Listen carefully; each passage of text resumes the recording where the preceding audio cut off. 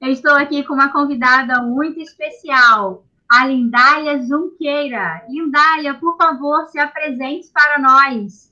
Pessoal, que honra, professora Tatiana Fernandes, todo mundo do Labits está aqui.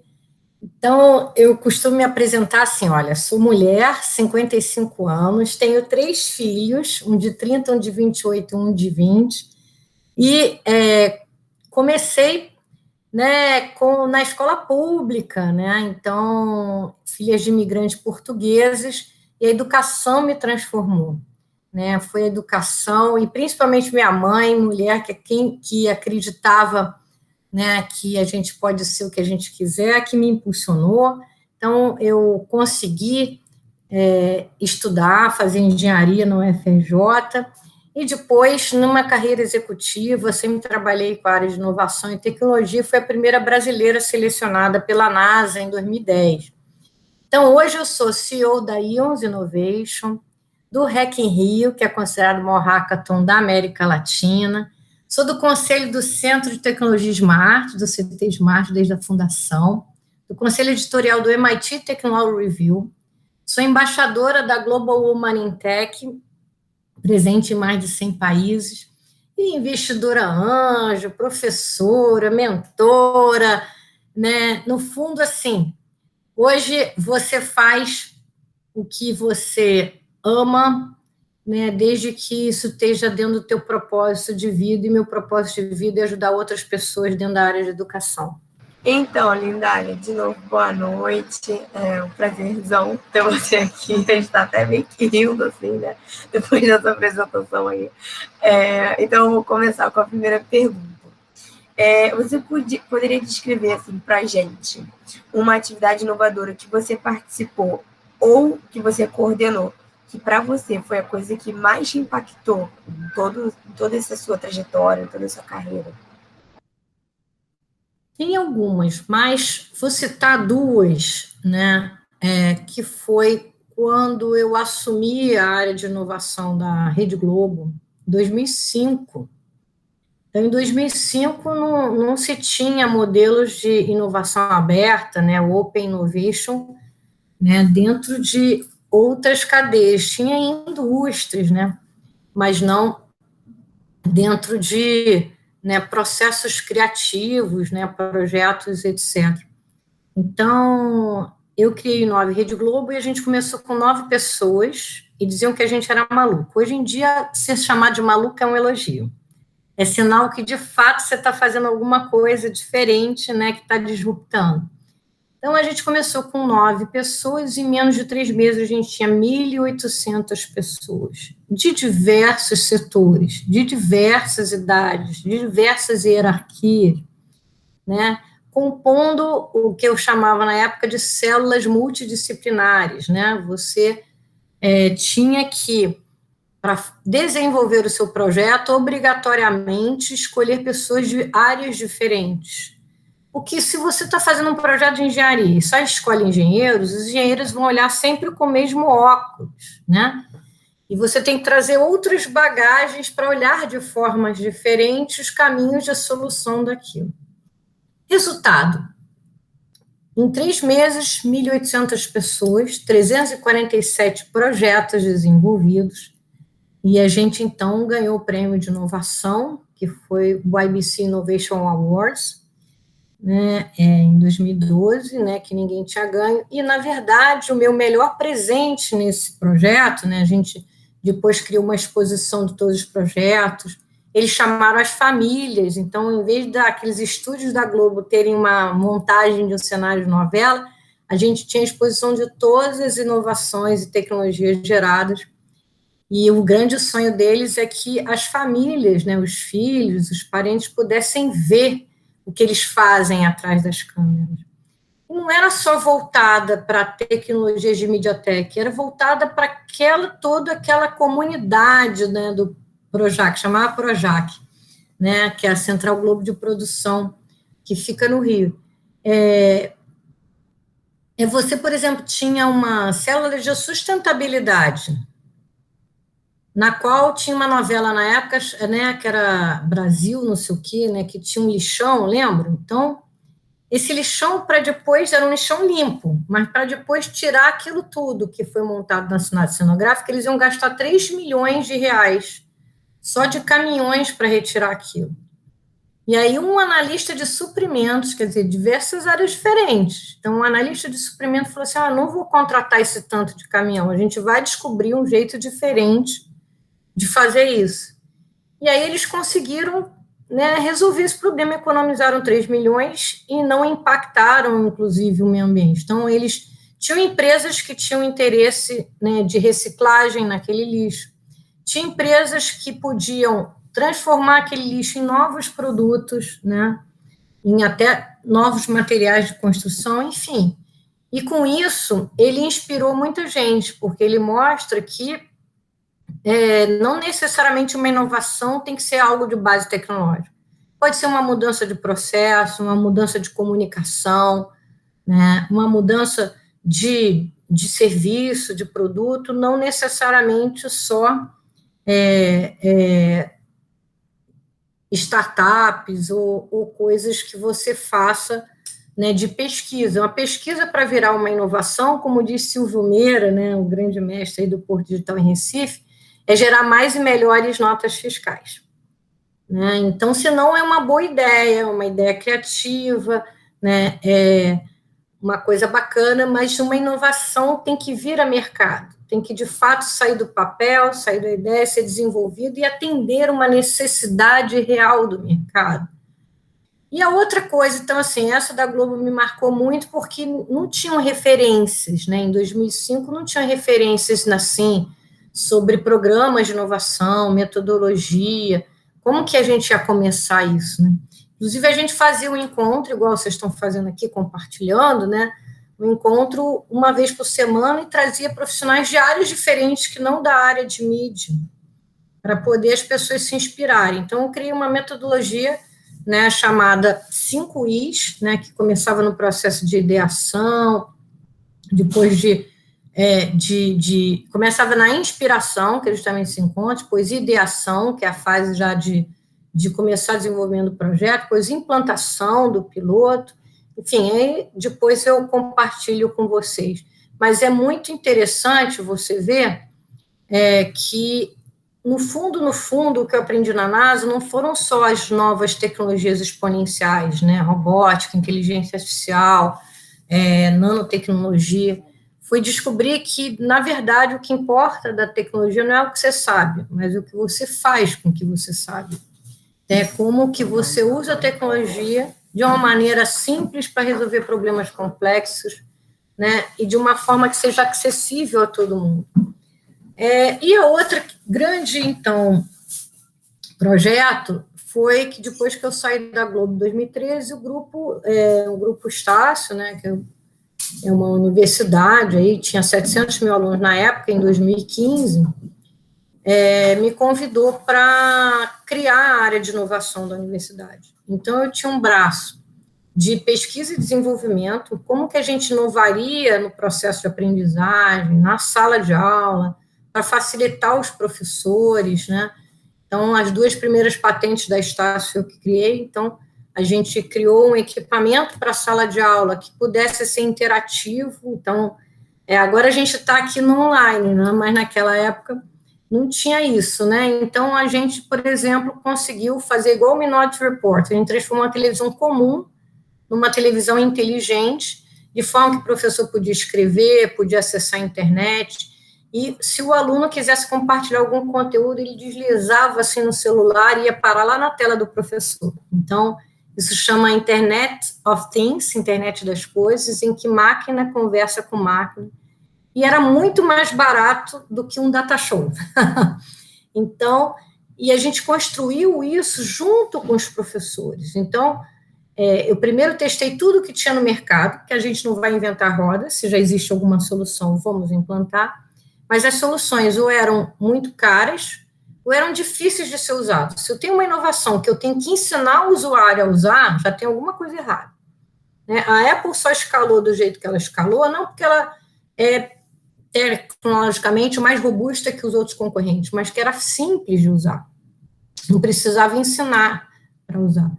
Então, os professores e os alunos faziam parte do grupo de cocriação do projeto.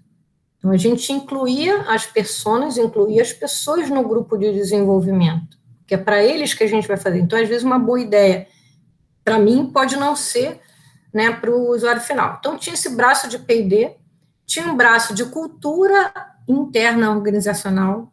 Não adianta a gente falar de inovação se a gente não pratica inovação. Se a gente, de fato, não tem em cada uma das atividades da corporação, da empresa, da instituição, esse tipo de atitude, né? Porque inovação e empreendedorismo, antes de mais nada, é uma atitude, é uma mudança de cultura. Né? Muitas vezes eu esbarrava, por exemplo, quando eu fiz essa patente do Telion, que é essa televisão inteligente, a gente era o primeiro do Brasil, foi uma parceria com Microsoft, com Cisco, com Intel, e tinha que fabricar, né? Depois que foi aprovado o protótipo, tinha que fabricar, a gente abriu um edital, e a Samsung ganhou esse edital para fabricar os primeiros, né, televisões, os Telions, né? E aí chegou na área de suprimentos, na área jurídica, falou assim, tem que ter 3 concorrentes. Diz o manual que tem que ter 3 concorrentes para entrar, como se fosse numa licitação. Eu falei, mas não tem concorrente, a gente é que inventou. Então, você vê, a inovação, às vezes, esbarra numa mudança, né, de pensamento, de comportamento, de atitude. Então, eu tive que convencer o jurídico e o líder de suprimentos de que ele não precisaria abrir uma licitação naquele tipo de compra, né?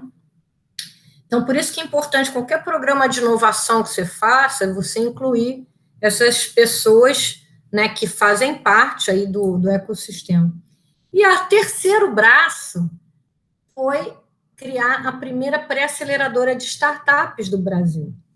Então, quando nós criamos a NAVE, né, que é o Núcleo de Aceleração e Valorização do Empreendedorismo, ninguém acreditava, porque achavam que startup era coisa só lá do Vale do Silício, né, que a gente, inclusive, as chamadas foram feitas também nas comunidades. Eu fazia muitos Startup Weekends, que são imersões durante de sexta a domingo, né, em todos os cantos do Brasil, para estimular que todo mundo pudesse empreender de qualquer uma das faculdades. Pode ser faculdade de enfermagem, de medicina, de comunicação, de marketing, de administração, qualquer uma, engenharia.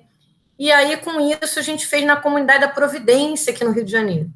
De lá surgiu a plataforma Saúde, né, que passou para o nosso programa de aceleração e depois foi considerado pelo MIT um dos mais inovadores do Brasil. Então, essa aceleradora, durante 2 anos, a gente acelerou 60 empresas, 60 startups, além da plataforma Saúde, tinha a Bit1, que foi a primeira startup de Bitcoin, né, no Brasil, que agora está na Suíça, acabou de receber um aporte de 40 milhões, gente.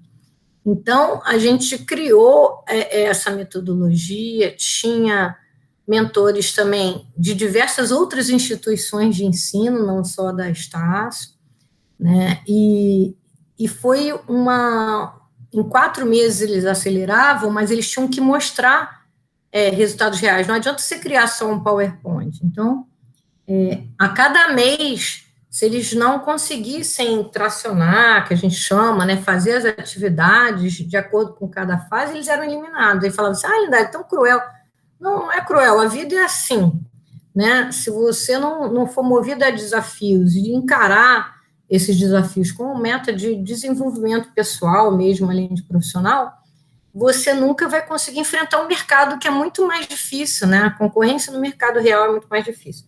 Então, para mim, os 2 projetos que eu criei e que mais me marcaram foi o Inove, na Rede Globo, o primeiro programa de Open Innovation no Brasil, e o Startup Nave, né, que foi a primeira pré-aceleradora do Brasil, que também ganhou o prêmio da Best Startup como melhor aceleradora em 2015. Então, de cara, a gente foi premiado, e isso foi bom, porque a autoestima dos alunos falou assim, cara, não é que a gente pode, né?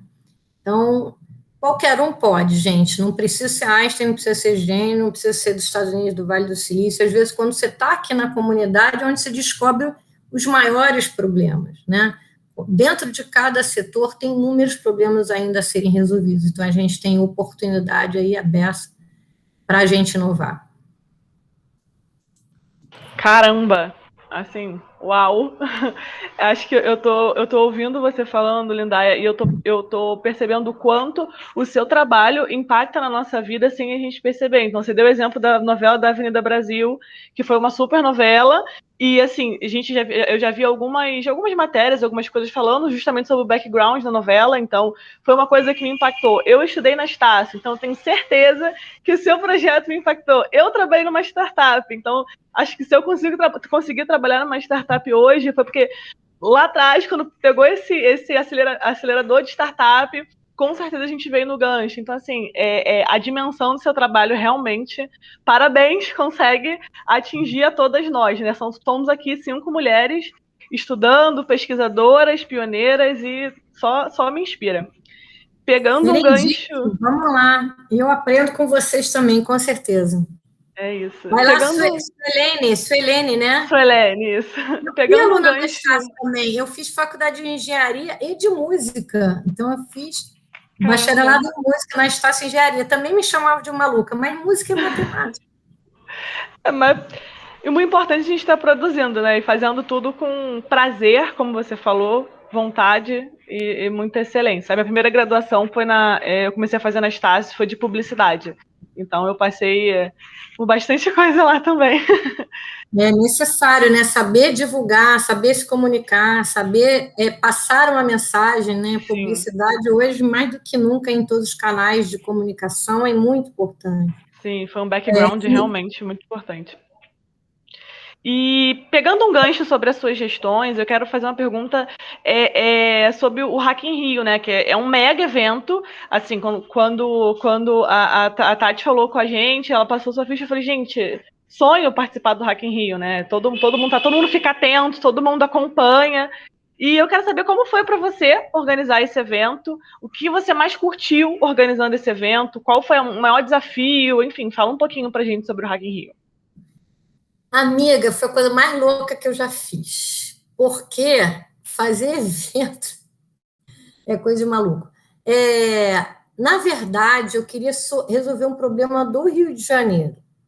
Né? Em 2017, o Rio passou por mais uma crise. Né?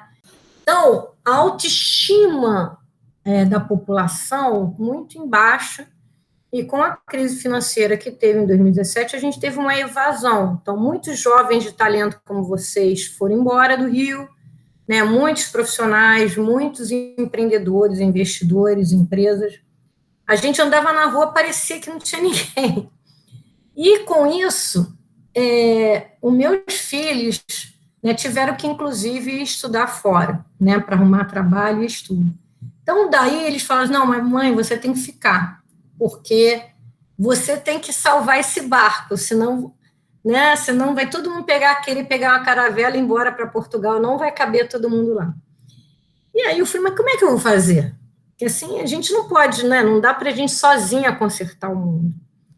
E aí eu me juntei com a Nathalie Witt, né, que é uma advogada de startups, grande amiga, parceira, né, que inclusive montou a primeira aceleradora, né, do Brasil que tinha conexão com o exterior, que é 21212. A Nathalie, então, a gente fez uma reunião, um encontro de lideranças. Né, no primeiro encontro foram 100 lideranças, e discutindo, né, os pontos positivos, né, porque as pessoas só enxergavam os pontos negativos do Rio de Janeiro. Mas em 2017, o Rio tinha sido eleito a capital da inovação pela pesquisa da Endeavor, de cidades empreendedoras. Então, o primeiro lugar de inovação é no Rio. Os 2 supercomputadores do Brasil estão no Rio, o maior número de especialistas em inovação, né, mestres, etc., estão no Rio, agências de fomento grandes, como o BNDES, FINEP, etc.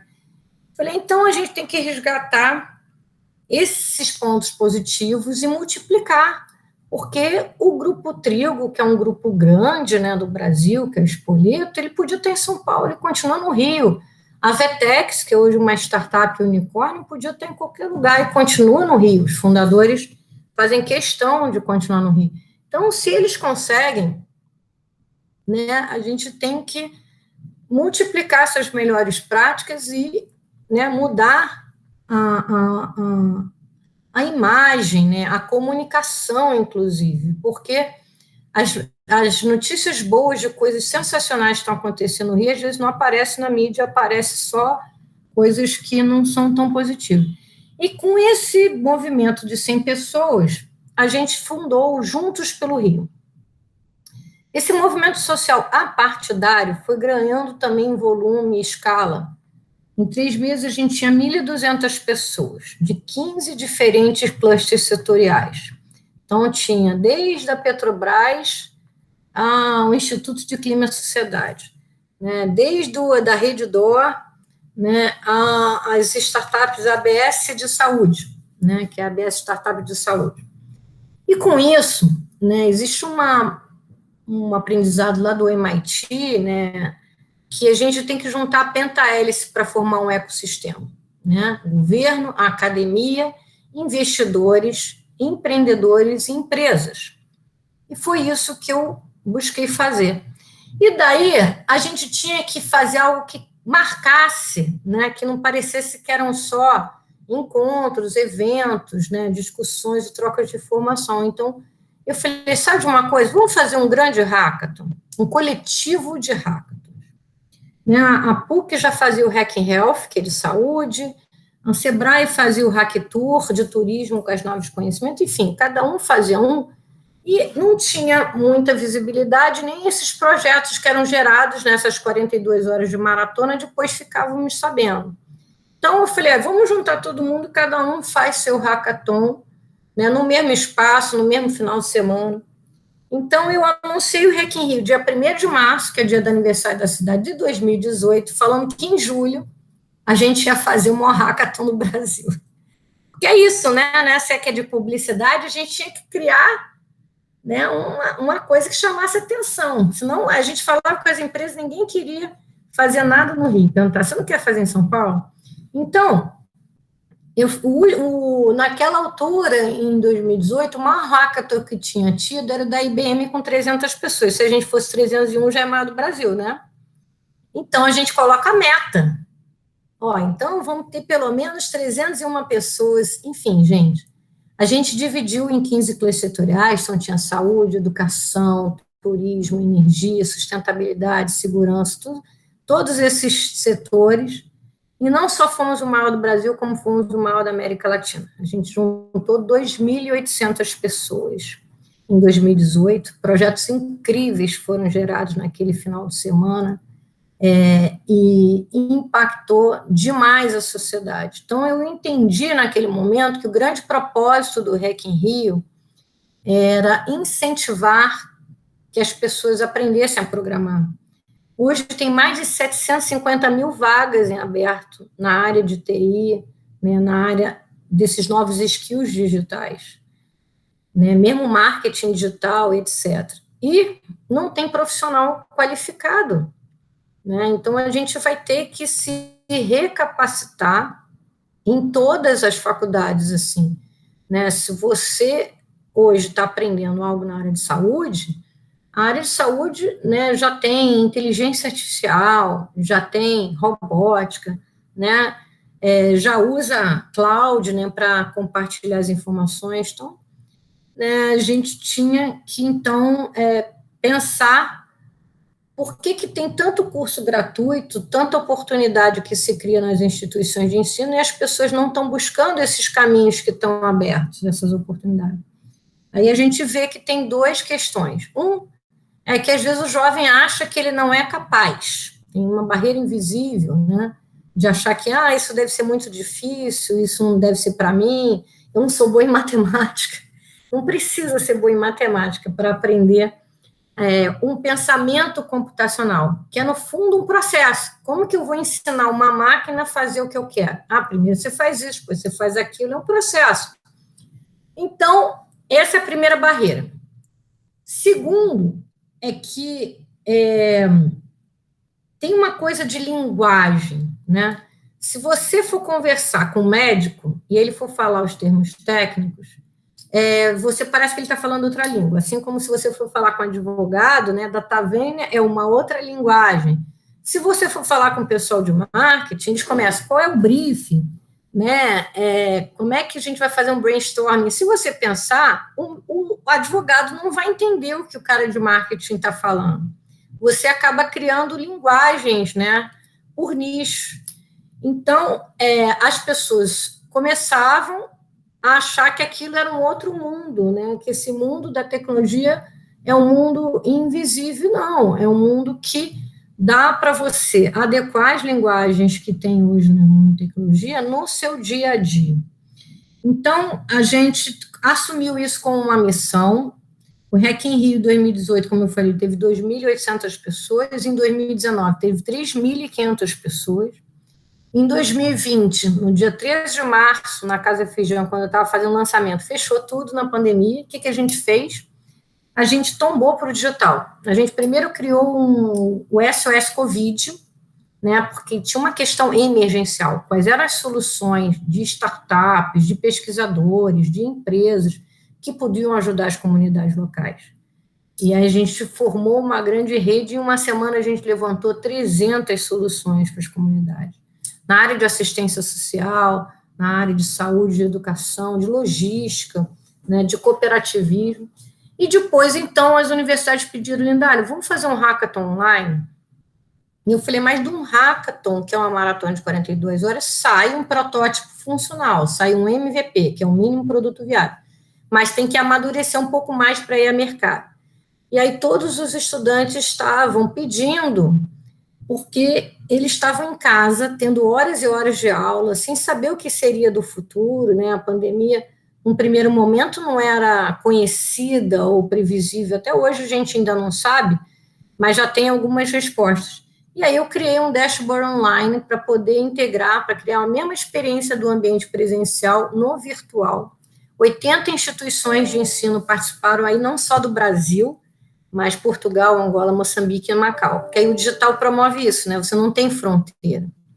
Né? E depois, no próprio REC em Rio 2021, foram quase 6.000 pessoas, né? Inclusive um cluster só de mulheres, né? Foi muito interessante.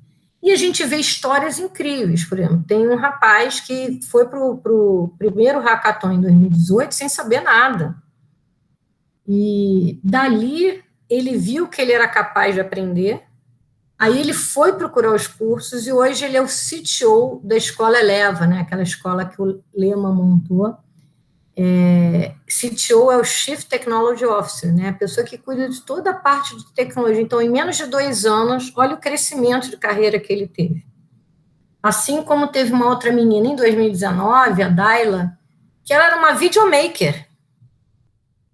E ela falou assim, mas eu preciso fazer alguma coisa diferente, não estou conseguindo, né, atuar como eu gostaria na minha profissão. E ela foi para o cluster de esportes, que era patrocinado pelo Flamengo. E ela tinha, né, foi se entrosando, foi aprendendo, né, porque durante o hackathon você também aprende skills de planejamento, de gestão de tempo, de integração com pessoas de diferentes, né, perfis. E ela, então, tinha uma tatuagem na pele, tem, né, uma tatuagem na pele que é a letra do Cidade Negra, do Tony Garrido. E um dos mentores, que por acaso foi Singularity da NASA como eu, ele perguntou, por que você tem essa tatuagem? Porque eu já sofri algo muito sério, né? E essa música me ajuda a levantar, me ajuda a continuar seguindo a minha vida em frente. Ela tinha sofrido um assédio. E com isso, ele falou, sabe de uma coisa? Eu conheço o Tony Garrido. Olha que parece mágica, milagre, né? É o fator, como digo, maluca tem imã. Serendipicidade, né, que a gente chama. E aí, ele ligou na mesma hora. O Tony Garrido falou com ela, ele falou assim, olha, eu estou precisando de uma videomaker agora para começar um trabalho aqui do novo disco que eu vou compor. Então, ela saiu do hackathon aprendendo novas ferramentas tecnológicas, sabendo como é que desenvolve do zero, né, uma nova solução, um novo negócio, ainda saiu empregada. Então, gente, o hackathon é uma experiência incrível, né, é uma metodologia educacional que a gente, de fato, gera soluções inovadoras, né, de maneira ágil, em 42 horas, validada, e que é quase que assim, é uma germinação até de novas startups. E com isso, agora em 2021, a gente vai desenvolver uma plataforma mais robusta para poder cada instituição de ensino poder fazer seu próprio hackathon gratuitamente, né, com toda a orientação. Então, eu espero que a Labits possa fazer o seu próprio hackathon em breve, hein, pessoal? Então, para mim é um prazer enorme conversar com você, Lindália, né?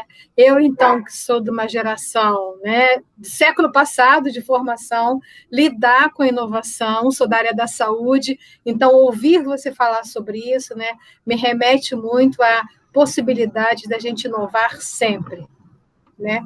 E primeiro, assim, eu sou da área da saúde da mulher, eu sou enfermeira obstétrica da área da saúde da mulher. Então, ver uma mulher despontando, né?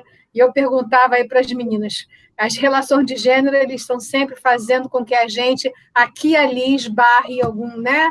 Impossibilidades que a gente torna possibilidade. Mas como é que foi para você receber essas premiações na área de inovação? Sendo você mulher, tendo uma geração a enfrentar, uma história de vida, né? Então, como é que foi para você isso? Ellen, o caminho, de fato, não é fácil, né? Todo mundo acha que, né, quando você vê lá em cima recebendo um prêmio, que você teve sorte. Mas, na verdade, como diz o Tiger Woods, eu só passei a ter sorte depois que eu passei a treinar 10 horas por dia, né? Então, eu, por exemplo, né, eu trabalho desde os 15 anos, né? Me formei como professora de música, né? Então, desde os 15 anos eu estudo e trabalho. Mesmo nas férias, eu buscava algum tipo de trabalho, de atividade, né? Porque é isso, né? Como diz Cora Coralina, feliz daquele que aprende o que ensina, né? A gente vai ter que ser, né, o profissional do futuro, é o profissional que está aberto a continuar aprendendo sempre. Independente da idade, porque eu também sou de no-hacker, tá?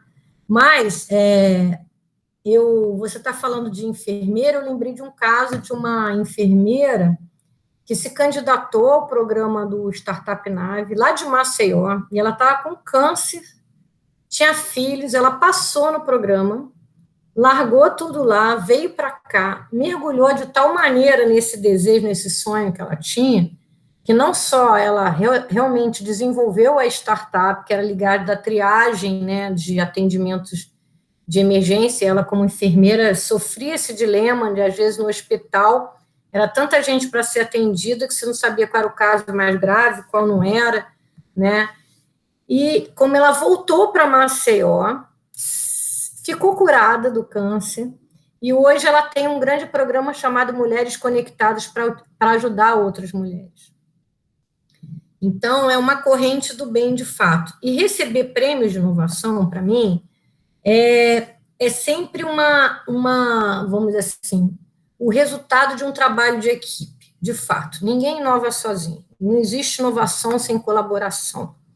Então, quando eu recebi o prêmio na Globo, né, do IBC Innovation Awards, que eu tive que ir a Amsterdã receber, foi graças ao fruto de todo mundo ali que estava desenvolvendo aqueles projetos e que acreditou, né, que era possível. Então, a gente dedicou a todos eles. Assim como eu ganhei o prêmio de melhor aceleradora, melhor universidade para empreendedores, eu levei todas as startups e toda a equipe para receber junto comigo no palco, né? Porque o prêmio só reflete o resultado do trabalho de muita gente, né? E agora eu recebi esse ano, em 2020, esse último ano, o prêmio de heroína do ecossistema de startups do Brasil. Aí eu ficava assim, o que é ser heroína? Né? Porque assim, a capa não voa. Mas é que eu me dei conta, né? O meu marido, ele já está casado comigo há 33 anos, ele disse que vai me largar, toda hora ele diz. Eu me dei conta que óbvio que eu tenho que trabalhar, tenho ainda 3 filhos para sustentar, mas que a nossa vida só faz sentido, né, se for além disso, né, se você de fato deixar um legado, uma marca, em coisas simples, né? Às vezes você pode, como tem naquele filme Lista de Schindler, se você salva uma vida, você salva toda uma humanidade. Então, heroína do ecossistema de startup no Brasil é porque eu, de fato, anonimamente, corri todo o Brasil vários cantos do Brasil, todos os finais de semana, né? Isso não estava na minha meta, vamos dizer assim, quando eu era diretora de inovação da Estácio, mas eu sentia, né, a necessidade de mostrar para cada um dos brasileiros como eu que é possível. Se você está em Roraima, em Manaus, se você está no interior de um estado, em qualquer canto é possível você construir, né, uma comunidade, né, um ecossistema, começar a transformar a sua realidade. Então, todos esses prêmios, para mim, refletem, né, essa jornada, né, e eu dedico a quem, de fato, nos bastidores como eu, porque muitas vezes eu nem publico nas minhas redes sociais nada disso, mas quem nos bastidores como eu continua acreditando que vale a pena, né, a gente, unidos, transformar o mundo. Não quero ser candidata à política, né? Isso aqui não é um discurso político, né? É um discurso verdadeiro, né? Agora sou embaixadora da Favela Inova. Então, se a gente não, né, hoje, você não tem que falar de diversidade, você tem que falar de humanidade. Todos somos um só, independente de qual país que a gente esteja, de qual condição social, idade, gênero, etc. Então, o que eu acho que a gente tem que começar a discutir é que nova humanidade nós queremos. Como tecnologia e inovação pode ajudar a simplificar a nossa vida, né? A tornar a nossa vida mais simples, né? Mais fácil. Então, tudo que for nesse sentido merece prêmio, todo mundo, porque tem hora que os verdadeiros heróis são os que estão nos bastidores como vocês, né, construindo, né, um projeto, um programa e uma nova forma, né, de trabalhar a inovação coletivamente. Essa é a Lindália Junqueira. Que mulher incrível. Muito obrigada, Lindália, por você existir. Muito obrigada por nos ajudar a continuar nesse mundo da inovação.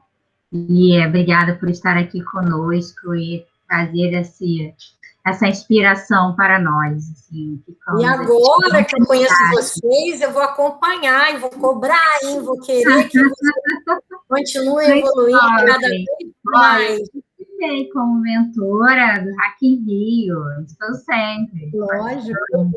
Estarei cada vez mais perto. O Hack in Rio não seria possível sem essa rede de colaboração. Então, minha gente, não é give back, é give first.